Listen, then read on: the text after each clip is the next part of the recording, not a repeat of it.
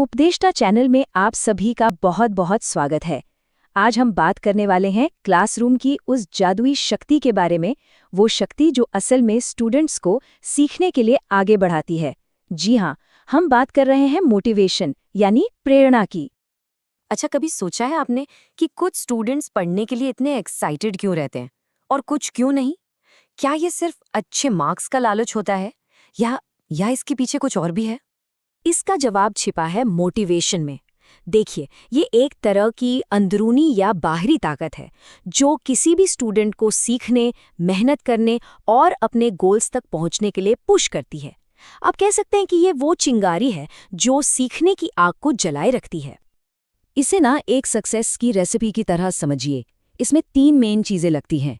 सबसे पहले ड्राइव, मतलब कुछ करने का जुनून। फिर उस जुनून को चाहिए सही डायरेक्शन यानी सही दिशा, और आखिर में सबसे जरूरी परसिस्टेंस, मतलब मुश्किलें आएं तो भी डटे रहने की हिम्मत। तो आज के इस सेशन में हम मोटिवेशन के हर पहलू को समझने वाले हैं। ये क्या है, कितने तरह का होता है, क्लासरूम में इसे कैसे जगाया जा सकता है, और हाँ, इसमें एक टीचर का क्या रोल होता है। ऑलराइट, तो चलिए शुरू करते हैं मोटिवेशन के 2 सबसे बेसिक टाइप से, इंट्रिंसिक और एक्सट्रिंसिक, यानी आंतरिक और बाहरी। और यकीन मानिए, ये समझना हर टीचर के लिए बहुत ही जरूरी है। यहाँ देखिए, दोनों में फर्क बिल्कुल साफ है। एक तरफ है इंट्रिंसिक या आंतरिक मोटिवेशन।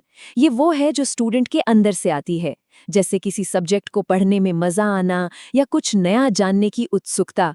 और दूसरी तरफ है एक्सट्रिंसिक यानी बाहरी मोटिवेशन। ये बाहर से मिलती है, जैसे अच्छे मार्क्स लाने पर इनाम मिलेगा, या पेरेंट्स तारीफ करेंगे, या फिर क्लास में फर्स्ट आने की रेस।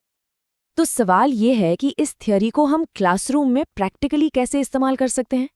चलिए अब कुछ ऐसी ही असरदार टेक्निक्स पर नजर डालते हैं जो मोटिवेशन को एक्शन में बदल दें। लेकिन इन टेक्निक्स पर जाने से पहले 1 मिनट रुककर ये समझते हैं कि ये जरूरी क्यों है। देखिए, मोटिवेशन का मतलब सिर्फ अच्छे ग्रेड्स लाना नहीं है। ये स्टूडेंट्स का कॉन्फिडेंस बढ़ाती है, उनमें सीखने की एक भूख जगाती है, और सच कहूं तो क्लास का पूरा माहौल ही बदल कर रख देती है।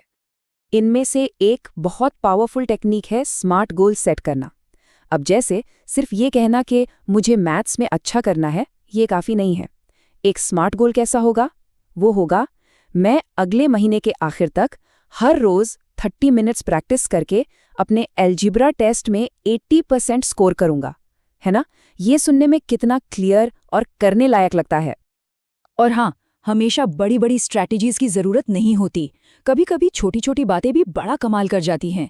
जैसे स्टूडेंट्स की कोशिशों को सराहें, पढ़ाई को उनकी असल जिंदगी से जोड़कर दिखाएं, और उन्हें सीखने के प्रोसेस में शामिल करें।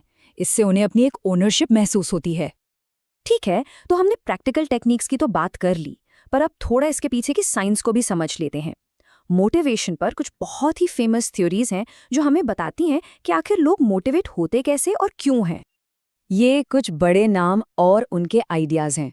जैसे मैस्लो कहते हैं कि पहले बेसिक जरूरतें पूरी होनी चाहिए, तभी इंसान आगे का सोचता है। हर्जबर्ग बताते हैं कि कुछ चीजें हमें मोटिवेट करती हैं तो कुछ डीमोटिवेट।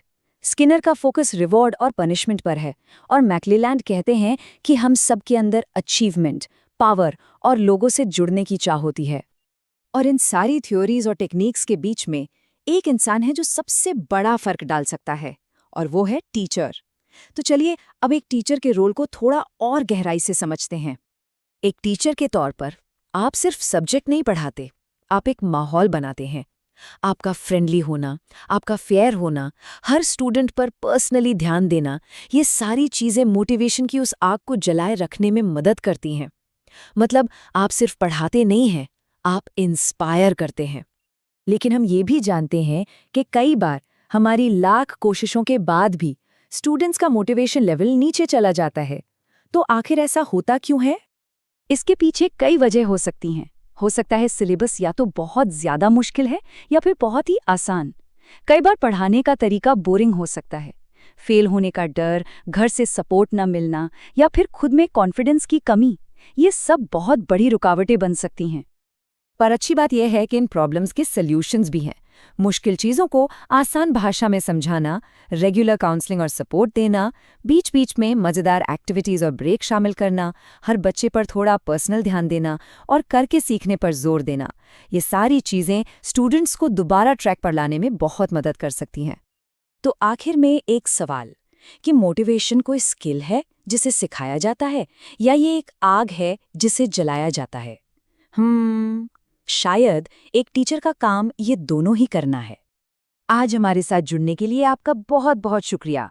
अगर आप इसी तरह के और भी टॉपिक्स को सिंपल तरीके से समझना चाहते हैं तो उपदेष्टा चैनल को सब्सक्राइब करना बिल्कुल मत भूलिएगा।